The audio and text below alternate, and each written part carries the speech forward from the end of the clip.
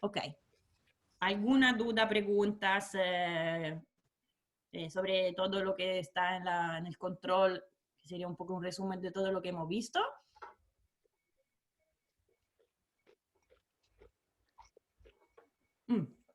Silencio significa no, creo.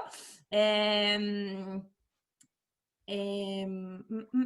para las y los que se conectaron después, porque empecé unos minutos antes, les decía cuál es el plan para lo que viene. El plan es, bueno, esta semana hacemos ahora clase, el jueves yo les subo un video con los contenidos y también les voy a enviar una lectura. La lectura ustedes tienen desde el jueves básicamente hasta el martes siguiente, lo que no hay que contestar nada, no hay ningún ejercicio a hacer, lo que me interesa es que lean, porque el próximo martes vamos a hablar de esta lectura, sobre todo me interesa ver si hay algo que no se entendió, porque, claro, es del The Economist, es en inglés, pueden haber partes que, que se entienden menos, entonces para que tengan el tiempo, que lo podemos hablar en clase, porque sobre esta misma lectura, más un material más, de la semana que viene, decimos, no esta, la próxima, le voy a dar una tarea que sea de grupo, ¿ok? Pero que se basa sobre estos contenidos. Entonces es importante que lean las cosas y que el próximo martes puedan preguntar si tienen alguna duda. ¿Ok? Entonces este es un poco el plan para las dos próximas. Diego, miran a todo el mundo como el puntaje. Para calcular la nota, y no encontré cómo cambiarle la nota de puntos a nota. Entonces, el cálculo de la nota, tienen que ir a ver en anuncios de Canvas, el último anuncio, hay la fórmula, es una exigencia del 60%.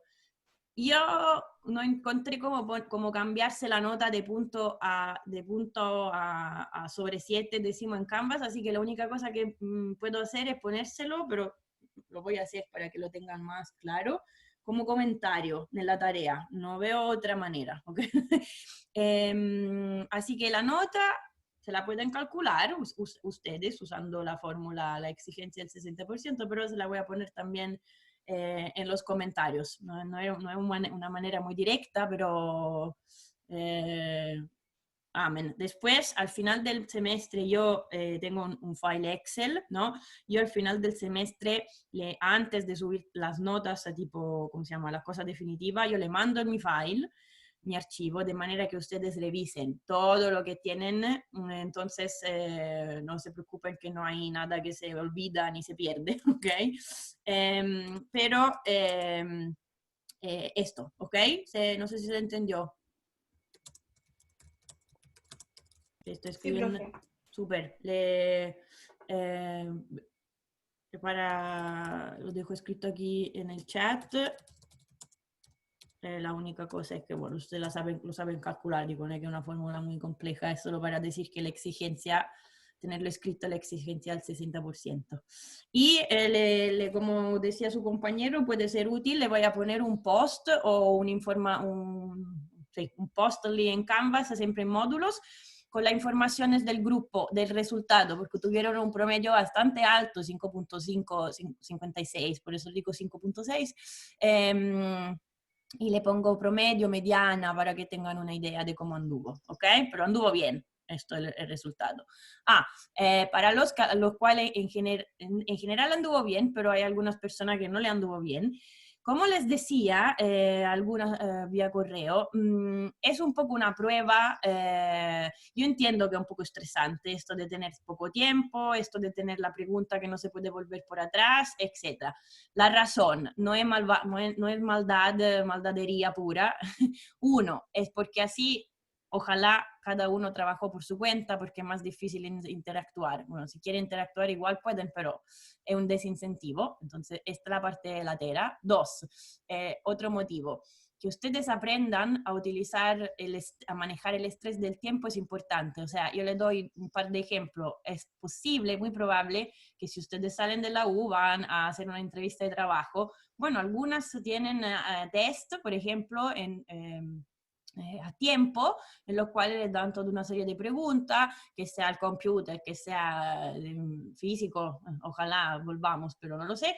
Entonces, no es tan raro, o sea, a mí me pasaron varias veces test de este tipo. Contestar a preguntas por las cuales uno necesitaría 3 horas y te dan 1 hora. Bueno, uno tiene que ver qué hace con la, con la hora que tiene para hacerlo el mejor posible, ¿ok? Entonces es importante que manejen bien este estrés porque les sirve. El mundo es malo, así Profe. es, sí, Es que, o sea, está bien sí, eso de controlar el estrés, y eso estoy de acuerdo, pero sí, yo, por mi parte, me pasa que por lo general hago siempre parto por lo que sé. sí, Entonces, habían preguntas que uno igual se quedaba más atascado porque requería más análisis.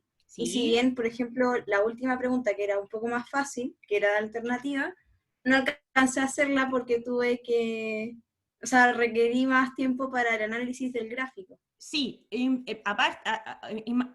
entiendo esto. Además, ojalá, ojo que el orden ni siquiera era el mismo para todos. Entonces, a alguno le salió antes, otro le salió después, depende. Entonces, yo lo que entiendo es que no es óptimo y la solución, creo, va a ser hacer menos evaluaciones individuales posibles. Pero cuando son individuales, la veo difícil, o sea, entiendo tu punto.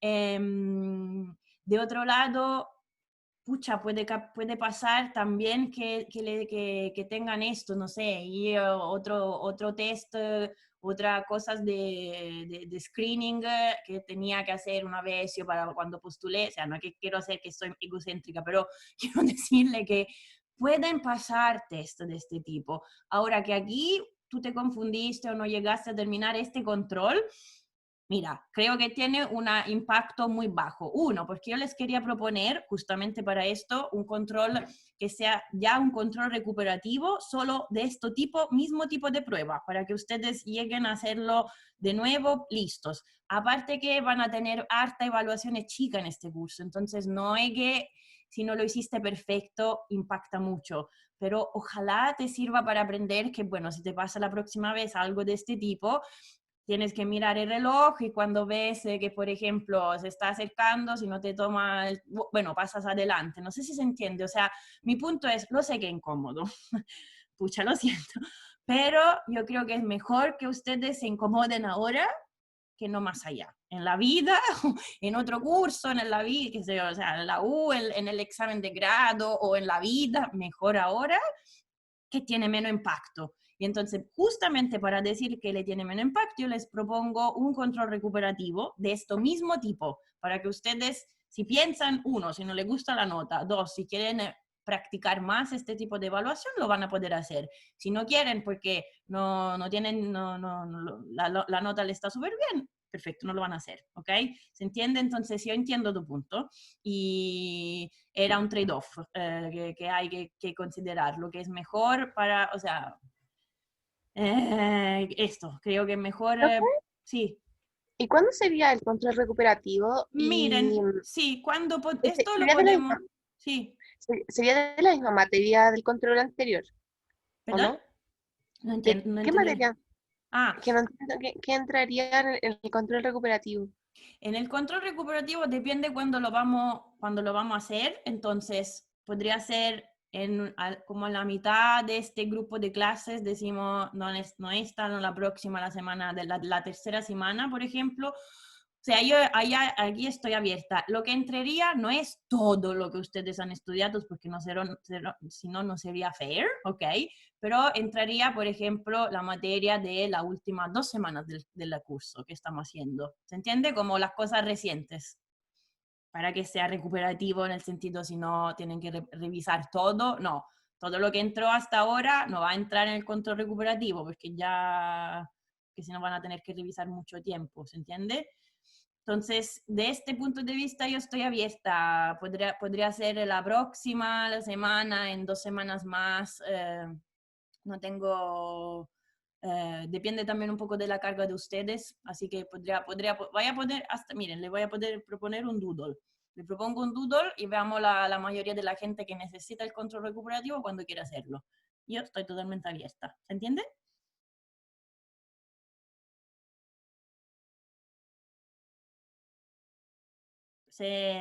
No sé si contesté a la pregunta. Una posibilidad es esto, hacer un doodle y ponemos la fecha, porque no sé cuánta gente va a tener que hacerlo, poca, no mucha. Así que casi que se pueden poner de acuerdo. Ah, ya. Profe, y la otra pregunta es que esas pruebas que van a hacer en grupo, Sí. ¿uno las puede hacer sola? ¿Uno puede hacerlo solo? Cierto que puede hacerlo sola, por supuesto, siempre uno puede hacerlo sola, no hay, no hay problema en esto. Si la tarea está pensada para estar hecha para que se haga en grupo, la idea es que uno empiecen o sea, trabajar en grupo tiene su pro y su contra, eso yo entiendo. No es malo esforzarse para trabajar en grupo tampoco. Entonces, si hay problemas, si uno no puede de ninguna manera y lo hace solo, bueno, por supuesto está ok. Pero sería bueno también que se esfuercen. Ahora yo, para la próxima tarea de grupo, vamos a hacer en 3 y quiero asegurarme, porque hubo mucha gente que me dijo, son todos ya emparejados, etc. No, lo escribimos, lo ponemos en un post público en Canvas, quien necesita pareja lo busca, etc. Para que uno no se quede solo por no poder buscar, por no encontrar a nadie. Si por tu voluntad quieres, bueno, ojo, te toma más tiempo, pero esto es normal. Ya, si uno está en Ya, grupo, profe. solo esto. Ok, Ya, muchas gracias. de nada. Basta con las charlas que aquí yo, si no, le bla bla todo el rato. Avanzamos, ¿ok? Entonces yo quedo pendiente con ustedes con la nota como en comentario y ponerle la info de promedio mediana. Y entonces empezamos, vamos con el contenido nuevo. O sea, en realidad no hay mucho de nuevo. Aquí yo quiero ponerle juntos y dejar analizado lo que es el concepto de ahora equilibrio general. ¿Ok? Entonces, ¿qué estamos viendo? Hemos visto una situación de... entonces, perdón, tengo que abrir la cosa de aquí. Estamos con sistema de cambio flexible, ok, aquí la tasa de cambio se mueve de manera endógena, no está fija, ok, entonces esto es el concepto de tasa de cambio flexible y hemos estudiado de manera explícita hasta ahora solo la situación de movilidad perfecta de capitales, lo que implica que tenemos una condición, que es la condición de paridad descubierta de tasas de interés, ¿ok? El equilibrio general significa poner juntas y analizar juntas al mismo tiempo el equilibrio en el mercado de los bienes, la curva IS, el equilibrio en el mercado de la moneda, la curva LM, y tener en cuenta la relación entre tasa de interés y tasa de cambio, que básicamente en este caso es la UIP, la condición de paridad descubierta de tasa de interés, la que tienen escrita aquí. Ahora, antes, entonces, para avanzar y ahora poner las 3 curvas juntas y ver qué pasa si yo tengo una política fiscal, una política monetaria o cualquier otro shock exógeno, podría ser que cambia Y estrella, que sería la renta extranjera, puede ser que cambia I estrella, que sería la tasa de interés al extranjero, ¿verdad? Entonces, para analizar lo que pasa en equilibrio general, tenemos que dar, como les decía ya en el video de hace tiempo, tenemos que hacer una hipótesis sobre esta tasa de cambio esperada, ¿ok? Cuando entramos en el mundo de la expectativa es siempre un poco complicado en el sentido que tenemos que buscar una teoría de cómo se forman esas expectativas. Entonces nosotros vamos a analizar 2 casos extremos, que ninguno de los dos es particularmente realista, pero la realidad está entre las dos, ¿ok? En el primer caso yo le voy a decir que la tasa de cambio esperada está siempre igual a la tasa de cambio efectiva, como que la expectativa siguen siempre lo que la tasa de cambio efectiva del tiempo t, ¿ok? Entonces por cualquier t. La otra hipótesis extrema siempre, del otro extremo, es que la tasa de cambio esperada sea una constante. O sea, por ejemplo, tenemos como expectativa que una especie de equilibrio, decimos como de mediano plazo, ¿ok? Entonces en equilibrio de mediano plazo pensamos que el peso chileno debería valer 750 pesos. perdón, el peso chileno debería tener una tasa de cambio con el dólar de 750 pesos por dólar. Después, lo que pasa hoy, que es a 770, significa que E efectivo, ET, entonces es mayor del esperado, ¿ok? Pero lo que quiero decir es que el esperado va a ser una constante, ¿ok? Entonces, se dan cuenta que las dos hipótesis son las dos extremas. La verdad, la realidad está seguramente más bien entre medio, ¿ok? Hay una idea de tasa de cambio, entre comillas, que podríamos decir como de equilibrio de mediano plazo, pero después las cosas se ajustan en el tiempo. Si viene la crisis, COVID, entonces quizá esto por un arco de un año va a ser diferente, etcétera, ¿ok? Entonces, son extremos, pero pedagógicamente son simples, nos sirven, nos hacen la vida un poco más fácil para analizar, ¿ok? Después, no hacemos siempre la vida fácil, por lo cual básicamente nos vamos a olvidar de los precios, como les decía. Pongan el cociente de los precios de los deflatores del PIB constantes, lo que es igual a 1, por ejemplo, lo que le da que yo puedo hablar de manera, o sea, epsilon y E son la misma cosa, ¿ok? Porque epsilon es E por pi estrella dividido por P, pero P estrella dividido por P1. Y también, más que hablar de M barra dividido por P, que sería la oferta directamente, la voy a llamar esto, la oferta, perdón, aquí está escrito la oferta en términos reales de la moneda, ¿ok? M minúsculo. ¿Se entiende? Esto solo para tener notaciones. ¿Ok? Entonces vamos analizando el primer caso. ¿Y cómo vamos a analizar el primer caso? La primera cosa que vamos a ver es del punto de vista, el plan de la clase el siguiente. Primero vamos a ver del punto de vista puramente gráfico, o sea, calitativo, para entendernos, y después lo vamos a ver con un ejemplo del punto de vista analítico. Claro que no estoy segura, pero creo que hay acento y analítico, quizá hay un acento aquí. Ok, entonces síganme, por favor, porque aquí vamos a usar entonces esta hipótesis y vamos a analizar una política fiscal expansiva. Después de esto lo mando a breakout rooms. Ya vamos, que lo logramos esta vez. Y ustedes me van a decir cómo analizarían una política monetaria, ¿ok? Entonces, me interrumpen, me preguntan si hay algo que no se entiende. Yo creo que tengo... perdón, no había visto el chat, pero ustedes se autorresponden, lo que es excelente, genial. Sí, estamos bien con la pregunta. Sí, movilidad perfecta de capitales y tasa de cambio flexible. ¿Por qué se lo puse explícito? Porque más allá vamos a tener que cambiar, o sea, analizar otros casos. Vamos a hablar de movilidad imperfecta y vamos a tener tasa de cambio fijos, ¿ok? Pero por ahora no, por ahora estamos con movilidad perfecta, o sea, con la curva UIP, y tasa de cambio flexible, ¿ok? Perdón, no había visto el chat, me lo tengo que guardar abierto. Ok, entonces, ¿qué cambia? Si yo hago esta hipótesis que la tasa de cambio esperada es siempre igual a la efectiva, se dan cuenta que la cosa cambia en una manera específica. Si yo voy a escribir la UIP, la curva UIP, aquí tendría I igual I estrella más lo que tengo en general es E esperado dividido E menos 1. Pero si E esperado es siempre igual a E, todo esto le da 0. ¿Ok? Entonces, la situación se pone extrema en el sentido que cuando la tasa de cambio esperada es siempre igual a la tasa de cambio efectiva, o sea, cuando las expectativas son muy volátiles, se ajustan inmediatamente, tiene una consecuencia que la tasa de interés del país es exactamente igual a la tasa, tiene que ser igual a la tasa de interés al extranjero. Esto en el libro, en el Blanchard, por ejemplo, lo define, se refiere a esto como una situación de pequeña, por ejemplo, pequeña economía abierta. ¿En qué sentido pequeña? En el sentido que hay como una tasa de interés al extranjero, internacional, y en nuestro país, en realidad, no podemos tener una tasa, no sé, hay un rumor, no sé si hay algo mío, no vamos a tener la misma tasa de interés que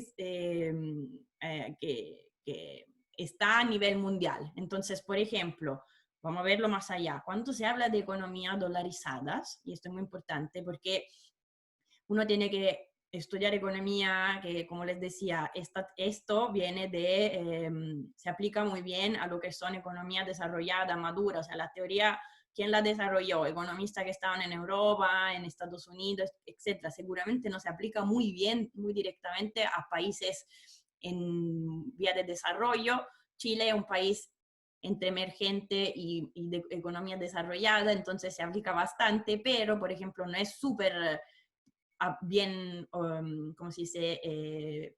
Vamos a ver, en términos de lo que son los países emergentes, hay alguna diferencia, ¿ok? Entonces, si uno piensa a economías muy dependientes del dólar, por ejemplo, podríamos considerar una pequeña economía abierta, no sé, Ecuador, bueno, la tasa de interés es básicamente pegada a lo que está pasando por ejemplo, en Estados Unidos, ¿ok? Entonces, no es una hipótesis tan absurda, esto le estoy diciendo. Pero lo que le dice es que si yo hago un gráfico y tengo la curva IS, la curva LM, la curva UIP, bueno, la curva IP me dice que I es igual a I estrella, es una línea plana, y de aquí, a menos que yo no le vaya a decir que pasa algo al extranjero, esta curva UIP de aquí no se mueve, ¿ok? Esto es muy importante, va a tener tiene consecuencias muy importantes, ¿ok? Entonces, ¿se acuerdan lo que nos sirve para analizar por qué yo aquí le hice en amarillo esto? ¿Se acuerdan la diferencia entre estar en desequilibrio arriba o abajo de la UIP?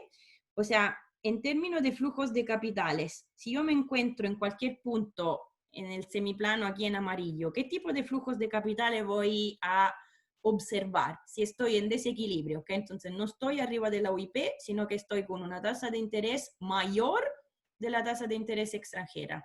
¿Qué tipo de flujos de capitales deberíamos observar? ¿Qué tendencia? Flujos de capitales positivos. Perfecto. Flujos de capitales positivos, ¿ok?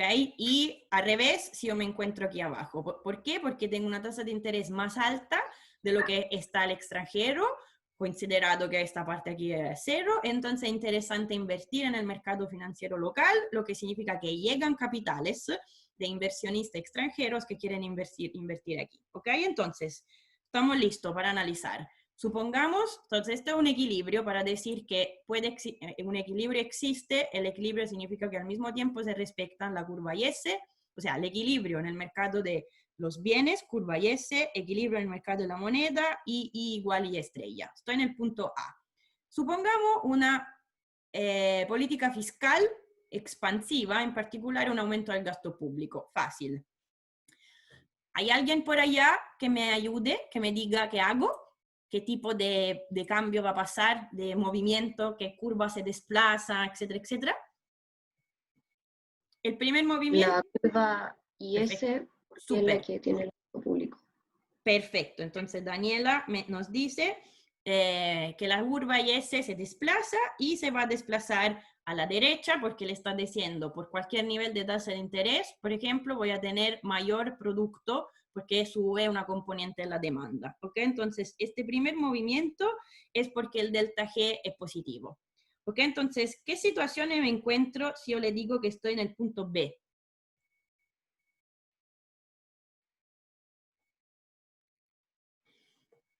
Hemos visto que si estoy en el punto B, estoy en esta parte del semiplano, la tasa de interés es mayor de lo que debería ser, voy a observar...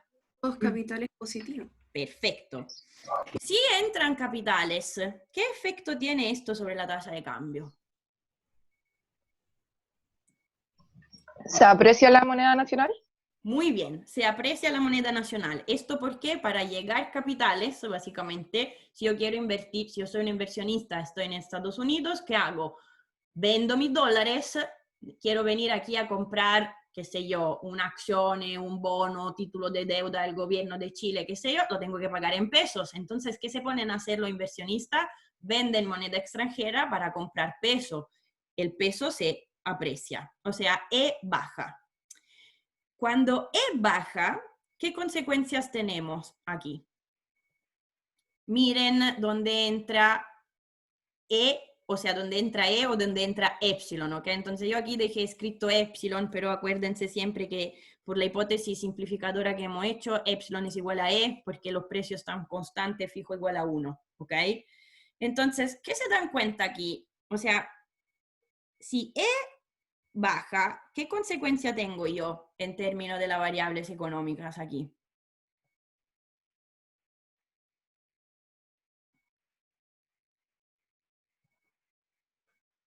¿Dónde entra E o epsilon? En las exportaciones netas. Muy bien. Entonces, la exportación en netas, ¿qué le va a pasar? Habrá más exportaciones netas. ¿Por qué? A ver, cómo... No, disminuyen, profe, porque aumentan las importaciones. Así es. O sea, las dos cosas, ¿eh? Porque, ojo, lo que tienen que ver es, perdón que está escrito aquí, está escrito NX, ¿verdad? Aquí abajo le tengo que poner el menos, ¿ok? Aquí abajo el más y aquí abajo el más. Entonces, lo que está pasando son dos cosas. Uno, yo en el punto B me encuentro con un producto con un nivel de producción más alta, ¿ok? Lo que tiene razón, si tengo mayor producción, la NX bajan, ¿verdad? ¿Por qué? Porque tengo más importaciones. Pero esto es correcto, entonces lo que le quiero decir es que NX, entonces escribimos así, baja por dos razones. NX bajan porque Y está subiendo, o sea, en B, quiero decir, en B tengo mayor Y que en A, ¿ok? Pero la cosa importante es que esto, que NX baja a causa de la Y, está dentro, es lo que me dice, está dentro la curva IS, ¿ok? Entonces, esto es correcto, pero la cosa más importante aquí es que NX baja porque aquí epsilon entra con un más, ¿ok? O sea, esto le está diciendo que cuando yo tengo una apreciación real, porque E que baja significa epsilon que baja en este caso, o sea, si quieren le escribo esto para que se acuerden, ¿ok? No hay problema de precio.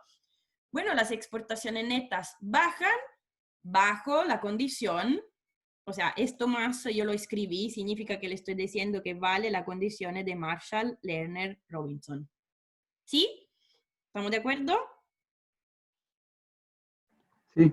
Entonces, la cosa importante es, seguramente es correcto que la exportación neta aquí tiene un efecto, se deprimen por varias razones, pero lo que es importante es que al apreciarse, ¿dónde lo pongo aquí? Si se aprecia bajo la condición de la moneda, y entonces tenemos una apreciación real, bajo las condiciones de Marshall Lerner Robinson, esto le hace reducir la NX. Y en particular es la componente de NX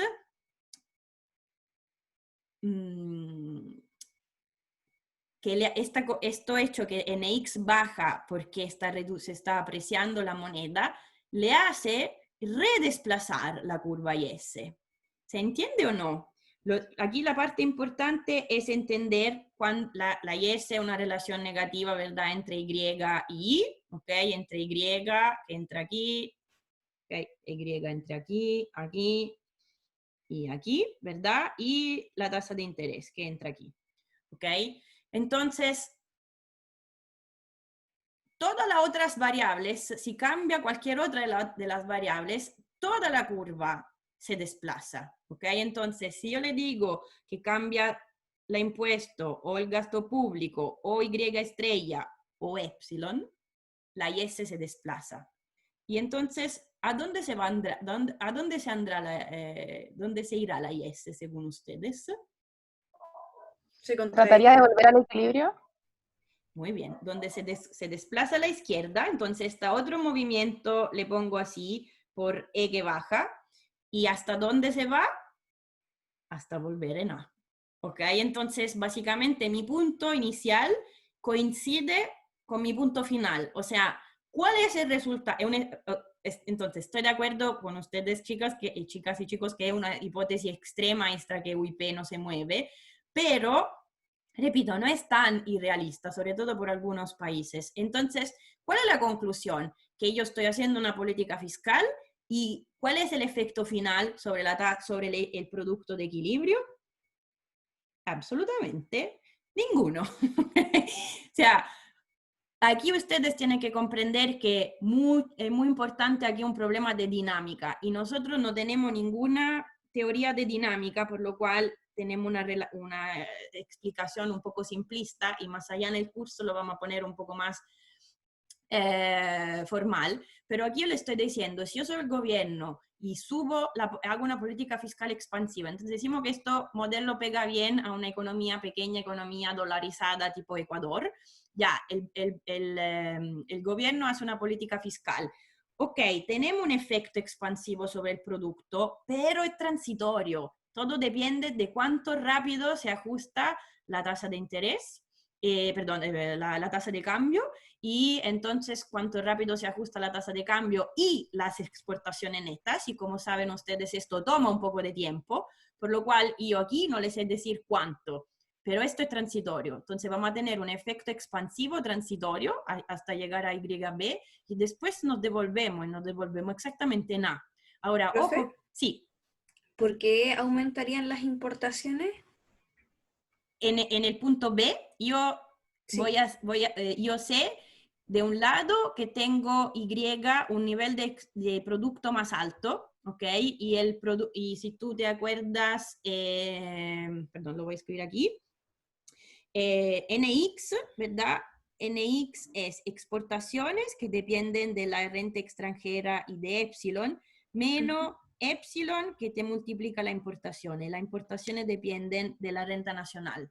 Entonces yo sé que en términos de cantidades, si tengo más producto voy a tener más importaciones. El efecto total, entonces si solo mirando Y, yo sé que hay más importaciones, esto es seguro. Después yo también sé que aquí voy a tener una apreciación, ¿ok? Entonces, ¿cuál es la cosa? Que cuando yo tengo una apreciación, van a bajar las exportaciones, van a aumentar las importaciones y además voy a tener que ver qué pasa en total, porque Epsilon entra también aquí. Pero esto, porque aquí abajo yo en total le pongo más, porque estamos diciendo que va a la condición de Marshall-Lerner-Robinson, o sea que la suma de las elasticidades de exportación e importaciones con respecto a Epsilon es mayor que 1. ¿Ok? No sé si contesté, no sé si se entendió la respuesta. Sí, profe, gracias. Súper, ok. Entonces, que les decía, sí, entonces aquí, bueno, entonces me pueden decir, ya, ¿por qué lo haría el gobierno? ¿Son estúpidos? No, no son estúpidos, o sea, todo depende de cuánto tiempo se demoran los ajustes, y entonces, si uno piensa, que sé yo, crisis COVID es algo temporáneo, pasajero, bueno, quizá tiene sentido hacer una política fiscal expansiva, aunque sabemos que vamos a volver de vuelta aquí, ¿ok? Todo depende. Si estos ajustes son muy rápidos, efectivamente no tiene mucho sentido hacer una política de este tipo, porque suba delta G y, o sea, gasto plata pública y el resultado es que no cambia nada. Niente, ojo, peor aún, no cambia en términos de tasa de interés y de Y de equilibrio. Pero ¿qué pasó a NX? O sea, si yo le pregunto cuál es el efecto final de equilibrio de una política fiscal expansiva, ¿cuál es el resultado? Delta Y es 0, o sea, delta I es 0. Como ven, vuelvo al punto A. No cambió Y, no cambió I, porque Y igual a I estrella. Pero NX, o sea, la balanza comercial, ¿cómo está? ¿Peor o mejor que antes?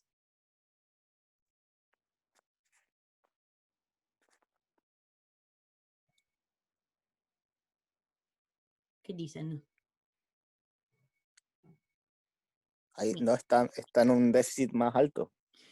Mira, no soy, la respuesta es correcta, pero ojo, yo no sé si está en déficit o en superávit, porque déficit o superávit, acuérdense, perdón, voy a abrir otra lámina que aquí estoy un poco... Entonces lo correcto sería decir que bajó nomás. Exacto, muy bien, perfecto. Porque cuando tú me dices que está en déficit o superávit, me estás diciendo si esto es positivo o negativo. Si es positivo, estoy en superávit, si estoy negativo, en déficit. Yo no lo sé si está en positivo o negativo. Yo la única cosa que sé es esta. O sea, así dicho mal, o mejor escribir así, dnx negativo, o d para decir una derivada, tipo diferencial, o sea, una variación chica, o delta para decir una variación de no con t que tiende a infinito, ¿ok? Perdón, no con una variación que tiende a cero, sino con un delta. ¿Se entiende? Entonces, lo que es correcto es decir esto, que la nx baja, que después me la escribo así o me la escribo así, da lo mismo. No sé si estaba en déficit, en superávit, entonces si imagínate que pasó de superávit a déficit, ninguna idea. La única cosa que sé es que empeoró. La balanza comercial seguro empeora. Empeora. ¿Sí? ¿Está bien? Profe, y después Sí. como la curva IS vuelve al punto inicial, ¿las exportaciones netas no vuelven al punto inicial, sí o sí empeoran? Exacto, no vuelven al punto inicial, porque mira, si yo en el punto, esto lo podrían ver mejor, lo vamos a ver mejor ahora con un ejercicio, entre comillas, analítico. Yo en el punto A, voy a la lámina, yo en A tenía, imagínate, en el punto A tenía un cierto valor YA, tengo IA, que es igual a I estrella, ¿verdad? Y tengo un cierto valor de la tasa de cambio que es igual a EA. En el punto, cuando vuelvo, después de haber hecho la política fiscal, entonces, si quiere llamémoslos a primero, yo voy a tener exactamente el mismo YA, el mismo IA, pero ahora tengo técnicamente un EA primero, que es más chico, porque la tasa de cambio se apreció. Entonces, NX depende de Y estrella y epsilon, o aquí escribo E porque estoy diciendo siempre que los precios están normalizados a 1, ¿ok? Entonces, miércoles, no. Entonces, te das cuenta que esto, cuando aquí le escribo YA, esto seguramente esté mayor de cuando voy a tener NX con el mismo YA, mismo Y estrella que no cambió nada, y aquí voy a tener EA primero. ¿Se entiende? Sí, profe. Súper. Ok, entonces esto era para decirle que en el caso de movilidad perfecta de capitales y la hipótesis I igual a Y estrella siempre, la conclusión es que después de lo ajuste, o sea, en equilibrio general, una política fiscal expansiva es completamente inefectiva en términos de estimular el producto. Lo único estímulo puede ser en la transición, ¿ok? En el corto plazo, en el ajuste, pero cuando volvemos al equilibrio no cambió nada. Peor aún, en realidad, la única cosa que cambia es que empeoran las exportaciones netas, ¿ok? Entonces ahora, justo para hacer un check que se entendió, a ver si me resulta. Les envío, a ver, me dicen, les tengo abierta una lámina. A ver, ¿dónde está? El chat.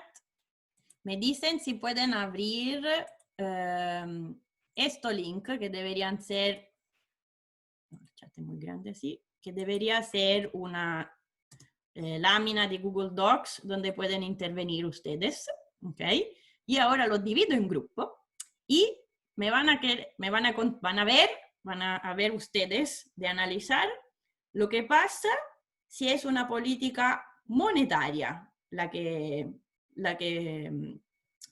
se realiza, no una política fiscal. ¿Me confirman que pueden abrir esta cuestión, que lo pueden modificar, por ejemplo? O sea, que pueden escribir arriba. Sí, sí se puede, profe. Súper. Y entonces está escrito a la izquierda, o sea, la lámina tiene dos partes. Una a izquierda que le dice efecto de política monetaria, cuando la tasa de cambio es igual a la tasa de cambio efectiva. ¿Lo ven? Sí. Perfecto. Entonces yo lo divido en grupos. Es muy simple. O sea, la única cosa que quiero es que hablen ustedes, o sea, entre ustedes, para hacer un check. Creo que 5 minutos debería estar suficiente. Mueven la curva, se lo hacen dibujado, me lo escriben solamente, pero que me digan ustedes, que hagan ustedes este mismo ejercicio que hemos hecho. O sea, qué pasa, sí, cuál curva se mueve, cómo se ajustan, etcétera, etcétera, ¿ok? Entonces, a ver, además yo aquí, la única cosa que quiero hacer desde un mes es probar esto.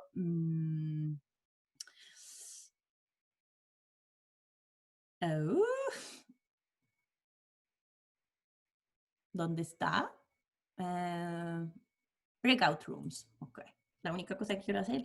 Entonces, tenemos 39.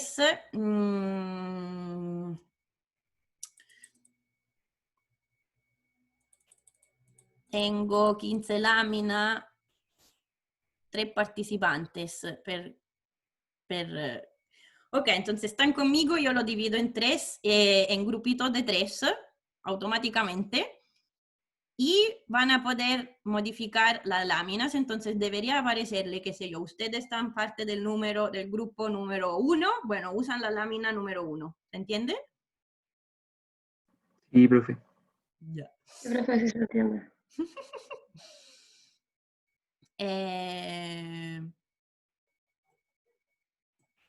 Ok, a ver, yo no sé qué tengo que hacer exactamente.